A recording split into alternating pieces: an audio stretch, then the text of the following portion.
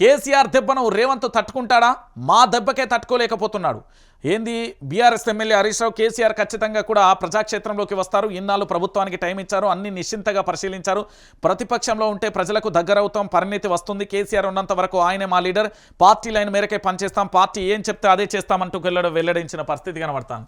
ఇదే ప్రశ్న ఇక్కడ ఉత్పన్నమైందట. మామూలు కామెంట్ పెట్టిలట. ప్రజల అభిప్రాయం మేరకు మీ యొక్క అభిప్రాయాలు అంటే మీకు ఏ ఆలోచనలు ఏమేమి డౌట్లు ఉన్నాయి లేరి ఈ కామెంట్ బాక్స్ లేరి నేను చెప్తా. అన్న కేసీఆర్ పబ్లిక్లోకి ఎప్పుడు వస్తాడు?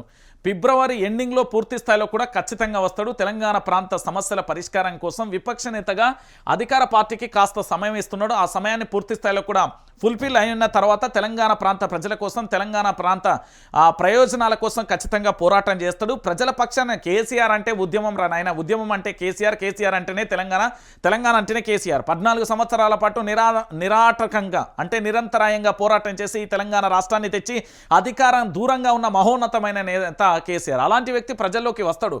అన్న భారతదేశంలో ప్రాంతీయ పార్టీల మనుగడకు లేకుండా కుట్రలు జరుగుతాయి, అది వాస్తవమే. దాంతోపాటు చూసిన విషయం. ఇక దీంతో పాటుగా ఇంకొక విషయం ఏంటంటే తెలంగాణ ప్రాంతానికి సంబంధించి